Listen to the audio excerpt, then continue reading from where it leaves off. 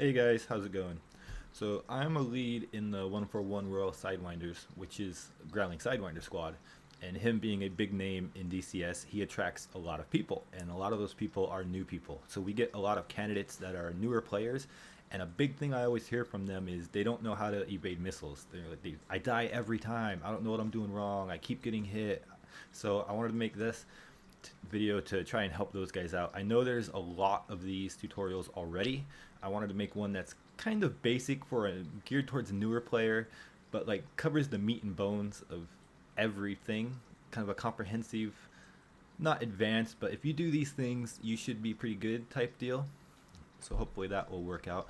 Um, it's kind of like death by PowerPoint a little bit. It's kind of the best way for me to get the information out. I'm not a computer whiz. I'm not good at editing, so kind of bear with me. I will throw in examples of stuff, so it's not going to be all PowerPoints. So hopefully it's not too boring and will be a decent video. So first off, something a lot of new guys ask me is, how do I dodge missiles? The short answer on that is you're not going to. You can pull 7 to 10 Gs probably, and the missile can pull like 20. So if you're thinking you're going to do some ace combat thing at the last second, do some jink move and make the missile miss you, that's probably not going to happen. It can, but it's very rare. That missile can pull a lot of Gs and it's going to hit you. So you don't want to dodge the missile, you want to defend the missile, and hopefully I can show you how to do that with this video. Missile defense doesn't mean you're cruising around waiting to get that RWR warning and then reacting to it. You need to react before that. In multiplayer, almost all shots coming at you will be launched in TWS, so you're not going to get any kind of missile warning until it goes pitbull on you, and in a lot of situations, especially at high altitude and high speed, that'll be too late and it will hit you. So, for example, if you're about 35k altitude and you're going head to head with another guy at the same altitude and he fires off a shot at 55 miles, say a 120C at 55 miles, that shot has no chance of hitting you at all if you defend it early. But if you do nothing and you keep going straight until you get that missile warning, it's going to hit you every time. No matter what you do, it'll be too late. So first off, in defending, you need to know what missiles are capable of what at the different altitudes and speeds, and then you can figure out your MAR. If you don't know what MAR is, I have a video on that too. I'll link it in the description. You have to anticipate shots. I can't stress this enough. You have to anticipate the shots. You have to defend any shot you know is coming at you, but what's probably more important is any shot you think may be coming at you. If you are within max range of an enemy, assume he has already shot at you and take action to defend it. Missile defense is more about situational awareness than specific moves needed to make the missile miss you or to dodge it, to whatever. You want to react early and get that missile speed bled down. If you anticipate shots and you take action early, you will drastically reduce your chance of dying. So I like to break down missile defense into 3 zones. Long range, these shots will only hit you if you do nothing to defend them. A simple crank is all you need to defeat these shots. In the medium range zone, these shots can be dangerous if they're not defended properly, but they're still pretty easily to defeat. At the further end of this zone, beaming will defeat them, and at the closer end of it, turning cold will defeat them. And both for long range and medium range, you're going to beat these missiles kinetically. You're going to run them out of energy so they can't hit you. Close range, this is past the MAR. You cannot out energy these missiles. They're very dangerous shots, and the only way you can defeat them will be by notching, a line of sight, or an LOS jink. You're not going to out energy them. You have to beat the seeker head itself, not the missile. So here are these zones and what to do in each of the zones. At long range, you're just going to need the crank. In the medium range, at the further end of the medium, you're just going to beam. At the closer end of the medium, you're going to go cold. The MAR separates the medium and short range.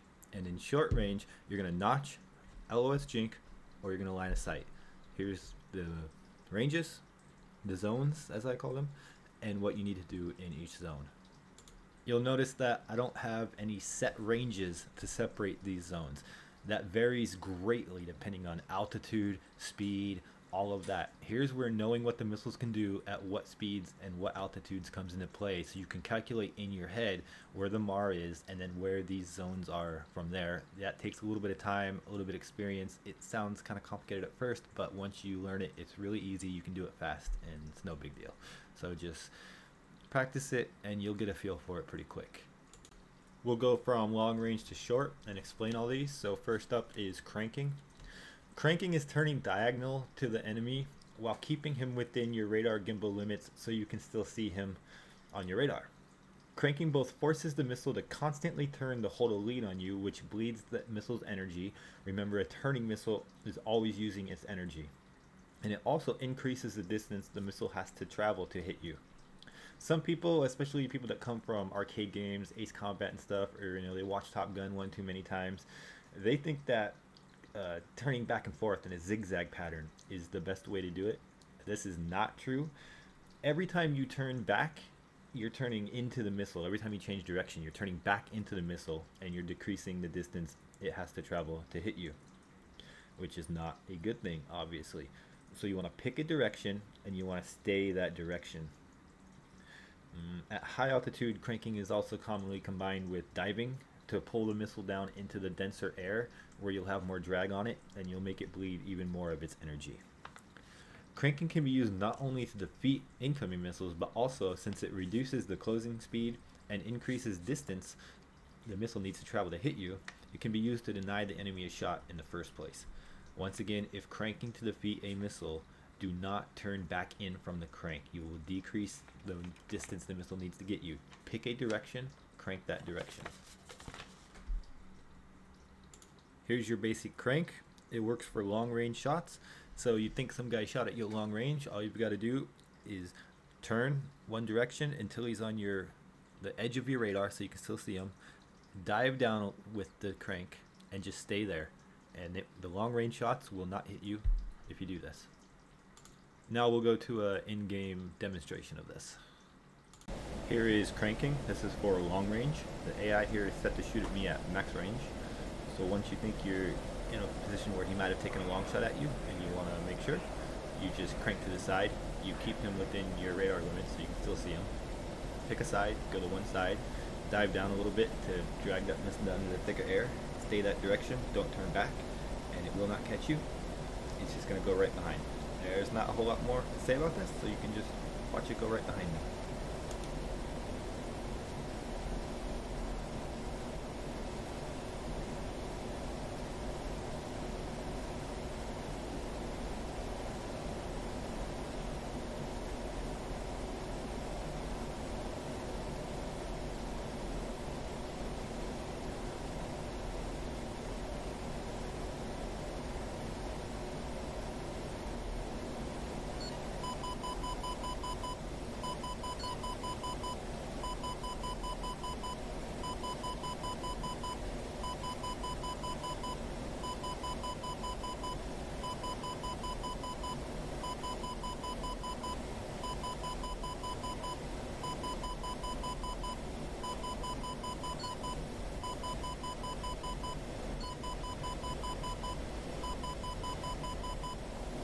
So now we're into the medium range zone.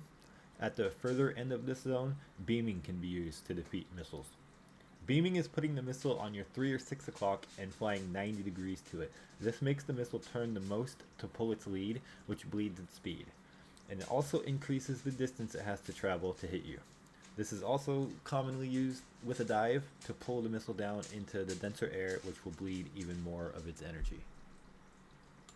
Here's beaming. It's really simple. You're just turning 90 degrees to the shot, and that's going to force it to continually turn to lead you, and all that turning is just bleeding its energy the whole time, and you're also increasing the distance it has to travel to get you.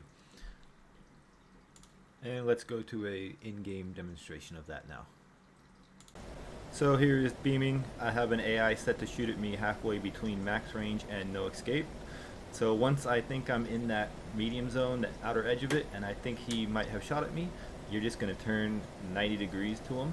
You can use your RWR to see about 90 degrees. Turn 90 degrees and stay there. And the missile will not be able to catch you. It will just fly by right behind you.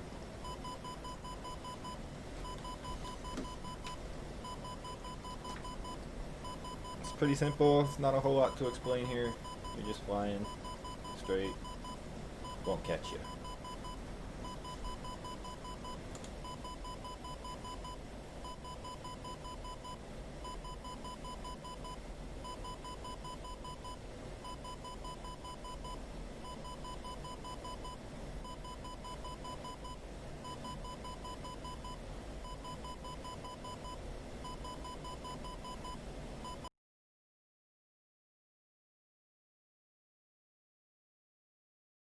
At the closer end of the medium range zone, you're going to want to turn cold. Turning cold is turning away from a missile and putting it on your 6 o'clock, running away from it. If you're running away from a missile, you should be in full burner, hauling ass to get away from this thing. Also, when you're running away, unlike with the crank, it is common to do a gentle zigzag pattern back and forth while you're running away. This forces the missile to keep turning. Every time you turn, it's going to turn to follow you, and it's going to bleed the energy down. Now, you don't want to go crazy and do really sharp turns here, just nice, gentle turns to make that missile turn as you're flying away from it, bleeding its energy every time. Like with all the others, if you're at a high altitude, it'd probably be a good idea to combine this with diving down as you're running away to once again pull that missile down into that dense air and give it more drag. Here is turning cold. You're just flipping a U-turn and running from the missile. Now, one thing you do want to think about though is how sharp you do that U-turn. You're probably going to have a missile warning. You're at closer ranges with this. You might freak out a little bit, and your first instinct is going to be to just turn as sharp as you possibly can, and that's not always a good thing because one, that's going to kill your airspeed, and you want to run away from this missile, so you want to be as fast as possible. And also, turning really sharp doesn't make the missile turn to lead you during your turn as much. You want to do a little bit gentler of a turn so that way you can keep your speed up, and the missile will have to turn more to track you through your turn. And then once you get turned away, you're going full burner, you're hauling ass. You do some gentle cranks to make it bleed at speed, and you don't have to do this very long, just normally just a few seconds like this, and then it won't hit you after that. You can turn back in. And once again now, let's go to the in-game demonstration. Here is going cold. It's good for when you're pushing up close to the MAR. When you think you're about at the MAR, and you think he shot at you, or you get the RWR warning, you just turn around, U-turn, go the other way, full burner, do a couple little smooth cranks, and it won't be able to catch you. If you do it at the right time, it won't. And you don't have to do this for very long. A few seconds cold, a few cranks, and you'll be good to go, and you can turn back in on them. Start the fight again.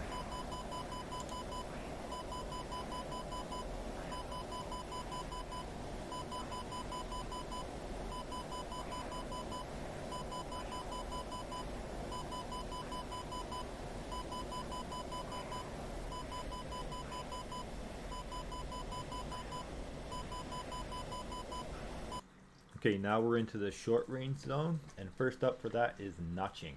So radars filter out contacts that have a near zero closing rate, and notching takes advantage of this and allows you to disappear from the radar. To notch, just like beaming, you want to put the launching plane for Fox 1s or the missile for Fox 3s on your 3 or 9 o'clock, so you're traveling at a 90-degree angle to it. And speed is very important for notching. Slower is better. It gives you more of a cushion on that. Now, notching can also be done vertically. I prefer horizontally. I don't have a lot of luck doing it vertically, but it can be done that way. To notch, you want to cut your throttle and turn or dive so you're at a 90-degree angle to the threat. Use the RWR to correctly position, or if you're good at math, you can quickly subtract or add 90 degrees to your heading and then turn to that new heading. Chaff here is very important. Once you are in that notch position, dump chaff, use it. You are in a really dangerous position here, and that chaff isn't going to help you if you die, so don't worry about saving it. Dump that chaff, use it. Once you're in the notch and you're dumping that chaff, you may stop getting the RWR warning. If you do, just hold that notch for a few more seconds to make sure it's not coming at you. If you can see the missile, you can visually see if it's tracking you or not. If it's not, you're good to go. So with notching, like I said, you're going to turn either horizontally or vertically to be 90 degrees to the threat, and then the yellow marks I have on here are chaff. You're going to spam that chaff button to get that missile to hopefully hit that chaff and not you. And you're going to be slowing down when you do it. Cut your throttle, turn, dump chaff. And once again, we'll now go to the in-game demonstration. Here he is notching the AI again. He is set to fire at me in the no escape zone. Once you know he's fired, or once you get that warning, cut throttle, turn 90 degrees to them, and start dumping chaff. Don't worry about saving it. If you're dead, it's not going to help you out any. Dump it. And if you do it right, it'll lose you on radar, and it will go for your chaff. Go right behind you.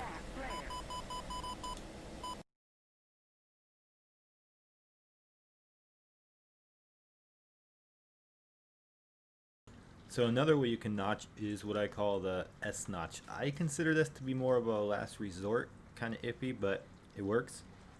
You're gonna turn 90 degrees as you would in the regular notch, but this time you're gonna overshoot that 90 degrees by like 10 or 15 degrees, and then you're gonna turn back and you're gonna overshoot the notch the other way by about 10 to 15 degrees. The whole time you're doing this, you're spamming chaff. Now what this does with the little curve S there is it will put you into a perfect notch at several times, and hopefully during one of those times the missile will go for the chaff, not you. That's why you need to be spamming the chaff when you do this.